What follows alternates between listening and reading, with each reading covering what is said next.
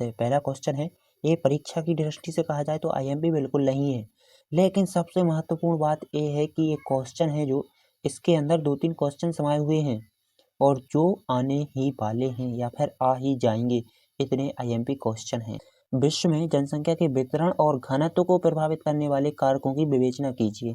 मतलब कि जो जनसंख्या का वितरण है और घनत्व है उससे कौन कौन से कारक हैं जो प्रभावित करते हैं। तो उत्तर पढ़ते हैं, विश्व की जनसंख्या 700 करोड़ से भी अधिक है, जो असमान रूप से वितरित है। विश्व के कुछ क्षेत्र सघन बसे हुए हैं, जो कि कहीं बहुत ही विरल रूप में बसे हुए हैं। ठीक है, और जनसंख्या के वितरण और घनत्व को प्रभावित करने वाले अनेक कारक हैं, जिन्हें सामान्य 3 वर्गों में विभाजित या किया जाता है, या इस प्रकार हैं।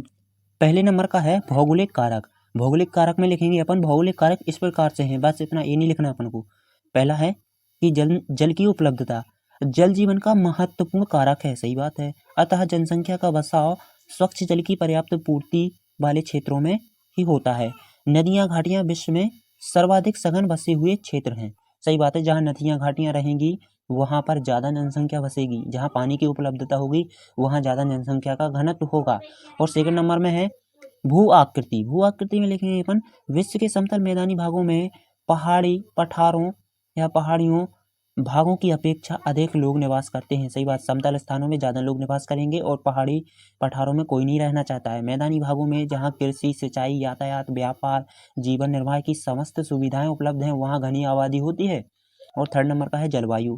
अत्यधिक गर्म व अत्यधिक ठंडे भागों में कम जनसंख्या निवास करती है। ये विरल जनसंख्या वाले क्षेत्र हैं, जहाँ गर्मी ज़्यादा होती है, जहाँ ठंड ज़्यादा होती है, वहाँ जनसंख्या कम रहती है। इसके विपरीत शीतोष्ण जलवायु या अनुकूल मौसम में ज़्यादा जनसंख्या रहती है। अब अपन दूसरे पेज में पढ़ते हैं, मृदाएं। उपजाऊ मृदा वाले भागों में जनसंख्या का बसाव अपेक्षाकृत अधिक होता है। उपजाऊ मृदा वाले क्षेत्रों में खाद्यान्न तथा अन्य फसलें अधिक पैदा होती हैं तथा प्रति हेक्टेयर उपज अधिक होती है, सही बात। जहाँ मृदा ज़्यादा उपज होगी वहाँ इंसान लोग या जनसंख्या ज़्यादा रहेगी। और सेकंड नंबर की आर्थिक कारण पर लेते हैं। अब आर्थिक कारक इस प्रकार से हैं, ज़्यादा तर्क वितर्क की जरूरत नहीं है। पहला नंबर का है खनिज। जिन स्थानों पर खनिज पदार्थों अथवा शक्ति के साधन मिलते हैं वहाँ जनसंख्या का जमाव अधिक होता है, और खनिज वाले स्थानों पर खानों में काम करने वाले निकटवर्ती भागों में मनुष्य वहाँ आकर बस जाते हैं और जनसंख्या सघन बना देते हैं। जहाँ खनिज पदार्थ मिलेंगे वहाँ जनसंख्या अधिक निवास करेगी, ठीक है। और दूसरा है नगरीकरण। नगरीकरण अच्छी नागरिक सुविधाओं, रोजगार की अधिक दशाओं अथवा नागरीय जीवन के आकर्षण से बड़ी संख्या में ग्रामीण जनसंख्या नगरीय क्षेत्रों में आकर बस जाती है, सही बात है। नगरों में ज़्यादा सुविधाएं मौजूद हैं जनसंख्या के लिए, इसलिए वहाँ जाकर रहने लगती है, ये कहलाता है नगरीकरण।